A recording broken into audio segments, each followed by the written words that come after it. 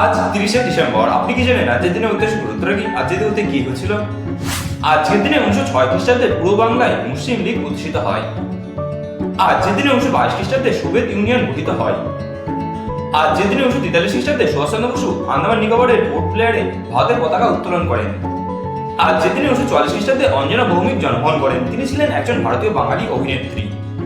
আজকের দিনে 1959 খ্রিস্টাব্দে আব্বাস উদ্দিন মারা যান। তিনি ছিলেন একজন প্রখ্যাত লোকসঙ্গীত গায়ক। আজকের দিনে 1973 খ্রিস্টাব্দে সতীশচন্দ্র পাকরাশি মারা যান। তিনি ছিলেন একজন কমিউনিস্ট দর্শনে বিশ্বাসী ভারতের স্বাধীনতা সংগ্রামী।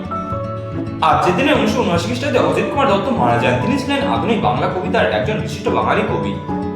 আজকের দিনে 2007 খ্রিস্টাব্দে রেবতী ভূষণ ঘোষ মারা যান। তিনি ছিলেন একজন বিখ্যাত ভারতীয় বাঙালি কার্টুনিস্ট। আজকের দিনে 2018 খ্রিস্টাব্দে মৃণাল সেন মারা যান। তিনি ছিলেন একজন বিখ্যাত ভারতীয় বাঙালি চলচ্চিত্র পরিচালক। ভিডিওটা কেমন হয়েছে কমেন্ট বক্সে কমেন্ট করে জানান। ভিডিও যদি ভালো লেগে থাকে তাহলে একটা লাইক করে দেবেন। ভিডিও দেখে যদি আপনি নতুন কোনো তথ্য জানতে পারেন তাহলে আপনি একটা পেজে শেয়ার করে তাদের কাছে সুযোগ করে দেবেন। এইরকম সম্পর্কে জানতে চ্যানেলটি